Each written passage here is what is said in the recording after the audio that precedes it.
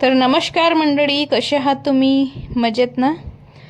तर आज मी काहीतरी स्पेशल बनवणार होती गाईस, पालक पनीर. आता छान थोडंसं पावसाचं वातावरणमुळे थोडं थंडावा पण झालेला आहे, तर म्हटलं चला आपण बनवूया पालक पनीरची भाजी.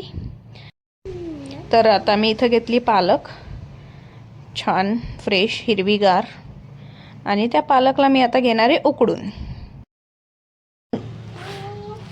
तर गाईज इथं झालं आहे आमचं पालक उकडून. तर याला मी आता बघा काढून घेते मिक्सरच्या भांड्यात. पालक उकडूनच घ्यायची कधी पण. आणि मी पालकच्या जर पुऱ्या बनवते ना, तरी पण मी त्याला एक उकडी घेऊन घेते मीठ टाकून. तर आता हे असं गरम गरम नाही दळायचं आहे गाईज, नाही तर उडेल सगळं घरात आणि पूर्ण घर तुमचं हिरवं हिरवं होऊन जाईल. तर मग याच्यात आपण 4-5 हिरव्या मिरच्या आणि लसूण ॲड केलं आहे. तुम्ही किती तिखट खातात त्या हिशोबाने तुम्ही तसं ॲड करू शकतात.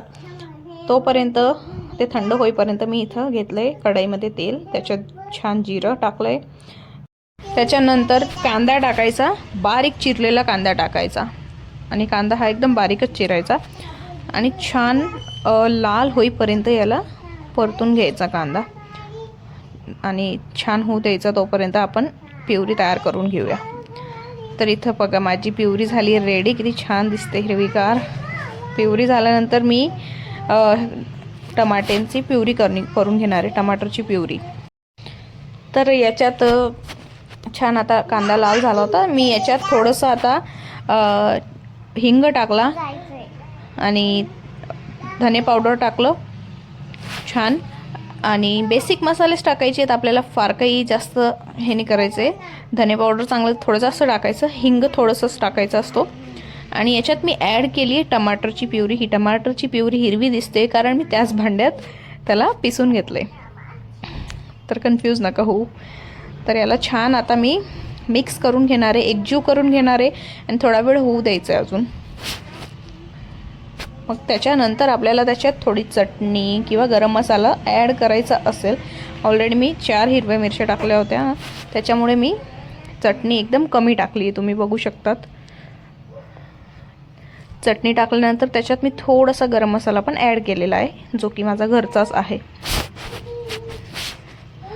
तर छान याला मिक्स करून घ्यायचं सगळे मसाले एकजीव झाले की, शिजून झाले की, त्याच्यात आपण ॲड करू आपली पालकची प्युरी. तर आता आमचे मसाले झालेत रेडी, पालकची प्युरी ॲड होईल आता. कोणाकोणाला आवडते पालक पनीरची भाजी मला नक्कीच कमेंट करून सांगा. तर मी आता याच्यात ॲड करणार आहे पालकची प्युरी. हे पाहू शकतात आता किती सुंदर कलर येईल भाजीला. तर गाईस, कोणाकोणाला आवडते पालक पनीरची भाजी मला नक्कीच कमेंट करून सांगा.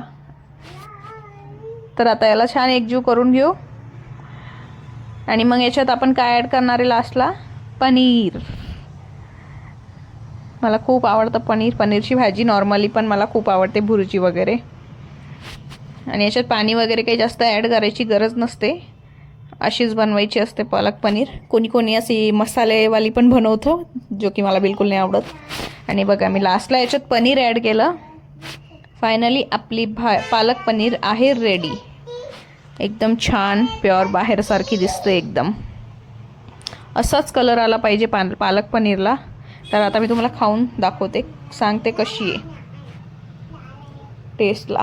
ऑब्व्हियसली इतकी सुंदर दिसते भाजी, टेस्टी तर असेलच. तर ती कांद्याची पेस्ट आणि टमाटरची पेस्ट करून जी मसाला टाईप करता ना, तशी अजिबात करायची नाही गाईस.